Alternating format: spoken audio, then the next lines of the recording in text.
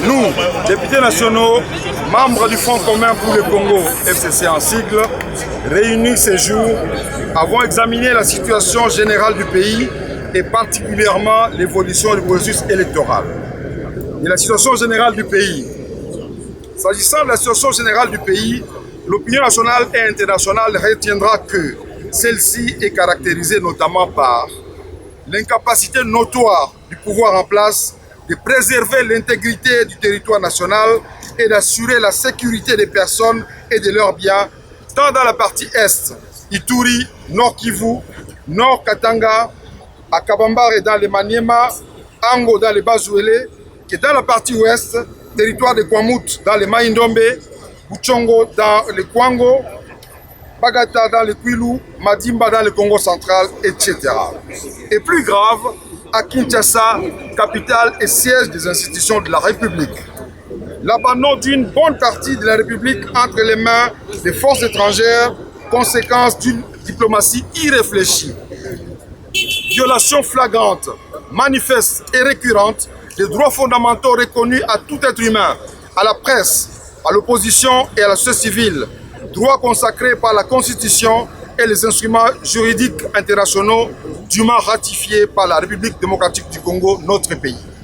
Appareil judiciaire à la solde du régime Tshisekedi, insécurisant les justiciables. C'est ici l'occasion d'interpeller la communauté internationale, d'être impartiale en sanctionnant les commanditaires et les exécutants de ces violations. La dégradation de la situation sociale et économique du pays, caractérisée par la chute vertigineuse du franc congolais, face à une flambée des prix entraînant une perte de pouvoir d'achat comparable au pire moment de l'histoire de notre pays. La gestion chaotique du pays, caractérisée notamment par le tribalisme, les détournements ostentatoires des deniers publics, la corruption, la concussion, l'enrichissement illicite, insolent et honteux. Du processus électoral. Quant à l'évolution du processus électoral, nous réaffirmons notre position maintes fois exprimée de participer aux élections dans le délai constitutionnel à condition d'avoir une CENI consensuelle comportant en son sein des délégués dûment désignés par leurs composantes. Une cour constitutionnelle non inféodée dont les membres sont désignés conformément à la Constitution et aux lois à la matière. Une loi électorale inclusive garantissant la transparence et l'égalité des chances à tous les compétiteurs. Il est constaté malheureusement qu'à ce jour, rien de tout cela n'est fait et que M. Tshisekedi s'entête à organiser les élections avec sa CENI monocolore. En plus, l'enrôlement des électeurs, qui aboutit à un projet de loi sur la répartition des sièges que l'Assemblée nationale examine ce jour, s'est déroulé dans un contexte de fraude, d'amateurisme et d'absence criante d'un audit externe crédible, les rendant non fiables et décriés par tous. En effet, la cartographie électorale, la distribution des kits d'enrôlement se sont réalisées sans tenir compte de la démographie et de la superficie des circonscriptions électorales, de sorte que les circonscriptions électorales sous-peuplées se sont vues augmenter des kits et par conséquent du nombre de sièges. Des mineurs ont été illégalement enrôlés et plusieurs personnes disposent à ce jour de plusieurs cartes d'électeurs. Des matériels d'enrôlement ont été retrouvés plusieurs fois entre les mains des particuliers. Les cartes d'électeurs s'effacent au bout d'un temps et deviennent inutilisables. Comment reconnaîtront-ils les électeurs le jour du scrutin? Tout ceci démontre le caractère peu fiable du processus électoral qui présage des élections chaotiques et frauduleuses dans le pays. Fort de ces constats, plusieurs acteurs politiques de la société civile et acteurs politiques ont rejoint notre position. Pour cet état de cause, nous tenons le pouvoir en place pour responsable de toutes les conséquences qui résulteront de ces élections frauduleuses et chaotiques qu'il tente d'organiser. Par conséquent, les députés membres du Front commun pour le Congo décident de ne pas accompagner la dictature de M. Tshisekedi ni les hold-up électoraux qu'il a déjà planifiés et ne vont donc pas participer à l'examen et au vote d'un projet de loi déjà biaisé et corrompu aux conséquences dramatiques et incalculables sur l'avenir de notre démocratie et de la République. Fait à Kinshasa, le 29 mai 2023, les signataires. Bandeko Baimboka, député Banso, il y a FCC, Bauti Bongo, Kopesa lolenge na bango ya kosalela buta toloba kala. Banda ebandeli tomonaki te nzela ya maponomi ezali kokende malamu te. Esilaki kolakisa te moto toza kokende na lisano azali koluka koyiba yango liboso. Yango tolobaki te seni esengeli ezala ya boyokani ya bato banso. Bato bayeba kozala na seni ifo batindama na mangomba na bango ya politiko. Nde na seni tozali na yango biso opposition totikaki kotinda ata mutu moko te. Tosengaki te mobeko likonzi ya maponami ezala mobeko ekosangisa bato baso. Nzela baponi ezali nzela malamu te. Tolobaki lisusu te cour constitutionnel esengeli ezala eloko ya moto moko te. Nde toye kotala ete na maso tosenga lelo mbula mibale bokonzi ya Tshisekedi elingi kokanisa yango te. Posa na ye ezali bobele te lokola ye azali amiyibela liboso. Tokozongela ndenge tolobaki kala. Tokosamba na sombo epai ya ngulu te. Toyebi te basili kotia ezala na cour constitutionnelle, ezala na seni batie basombo. Sikoyo toswana na bango ngulu toponana nani ya koleka. Biso tolobi tozali kondima te tosala maponami na ndenge mobeko etindi. Nde totosa mibeko nyonso po ete mokili ezala malamu. Na suka naza koyebisa bino boye. Botala malamu lingomba ya Tshisekedi basengeli bayeba. Ebale oyo toza na yango eza molai euti mosika.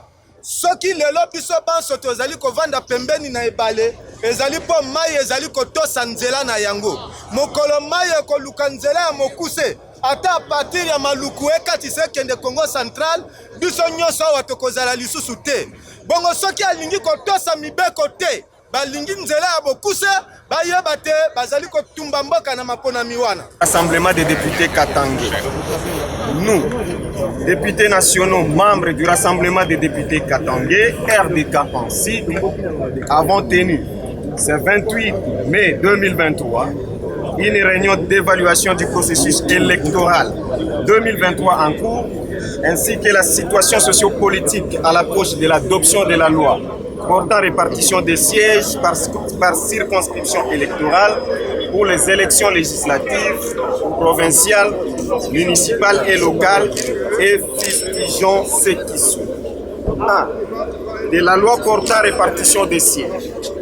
Bien que le Katanga ait perdu un seul siège à la députation nationale, soit 73 députés nationaux en 2023, au lieu de 74 en 2018, le RDK observe, après analyse des statistiques publiées dans le projet de loi portant répartition des sièges par le gouvernement, une réduction sensible et injustifiée de près de 500 000 enrôlés en 2023, comparativement au nombre d'enrôlés en 2018 dans la province du Haut-Lomami.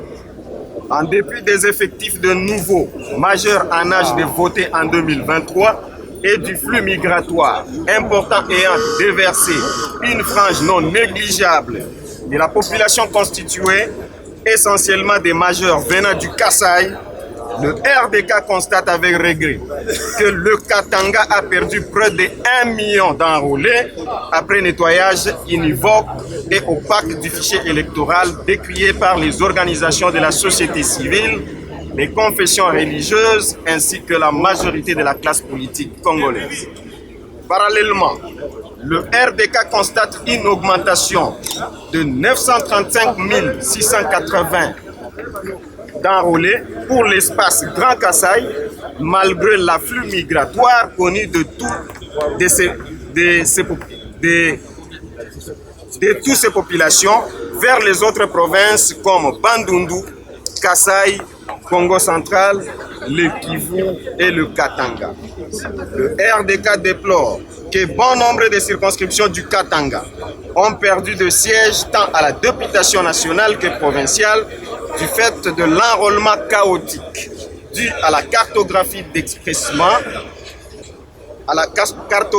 expressement mal validée, aux pannes techniques à répétition sur les machines restées non réparées jusqu'à la clôture de l'enrôlement, la corruption exigée par les agents de la CENI à la population pour se faire enrôler, le traitement discriminatoire dans le filet d'attente devant le bureau d'enrôlement privilégiant les non-originaires recommandés au détriment des Katangais originaires, le nettoyage opaque et unilatéral du fichier électoral par la suppression des doublons mineurs et de photos, ainsi que le non-respect de la règle d'arrondissement de la décimale supérieure ou égale à 5 qui a fait perdre injustement un siège respectivement aux circonscriptions de Kolwezi-Ville, Manono et Kamina, à l'instar d'autres circonscriptions d'autres provinces telles que Djoulou, Tchouapa, Équateur, un député au lieu de 2 pour 1,8.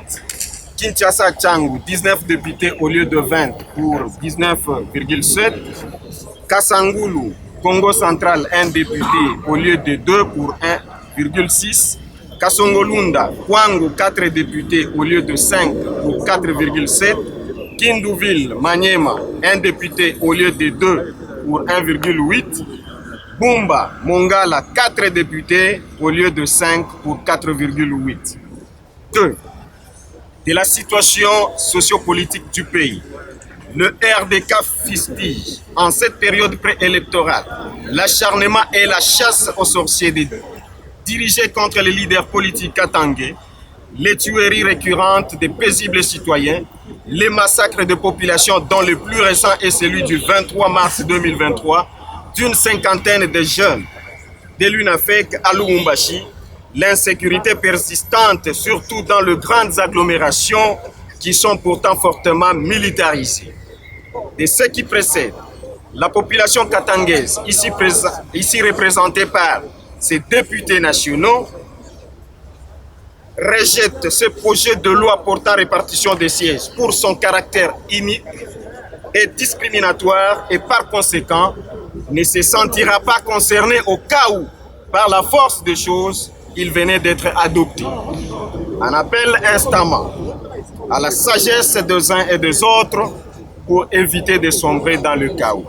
Fait à Kinshasa le 28 mai 2023 pour le RDK, la liste en annexe. Oui, donc nous sommes sortis de cette dernière parce que nous ne voulons pas cautionner une parodie d'élection qui est en train d'être menée par le régime de M. Tshisekedi avec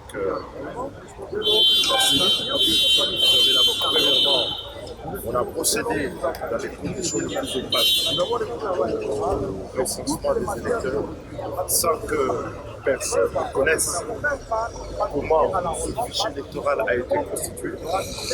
Et ce fichier qui a été constitué dans l'opacité a oublié le pan entier de notre territoire, le territoire des Iragou, de Rutshou, de Massis, dont les concitoyens n'ont pas été enrôlés.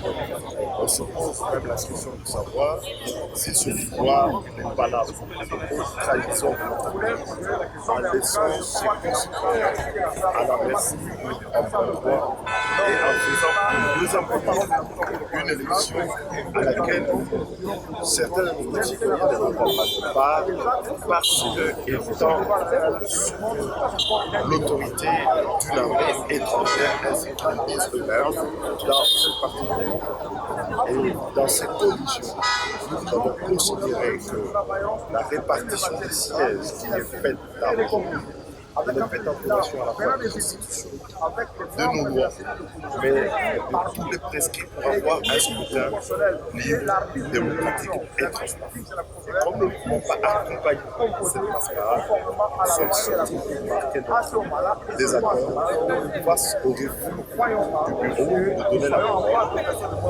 pour expliquer leurs préoccupations politiques majeures sur le fichier des candidats. Les concitoyens ne doivent pas se tromper sur les choses. Le fichier électoral constitue un point où le consensus se fait entre les acteurs avant d'aller à l'élection. Et tant que nous ne sommes pas d'accord sur la constitution de ce fichier, on peut considérer que les élections c'est juste une à laquelle nous pouvoir délivrer notre peuple. Nous allons continuer à sensibiliser notre peuple pour qu'il s'approprie par nous, en termes de l'article 64, ce consensus électoral, faire pression sur les institutions pour que nous puissions avoir véritablement des élections libres, démocratiques, inclusives. Voilà le message que nous voulons transmettre dans notre constitution de formation politique avec 4 leaders qui sont candidats à l'élection présidentielle qui œuvrent aujourd'hui du FESER.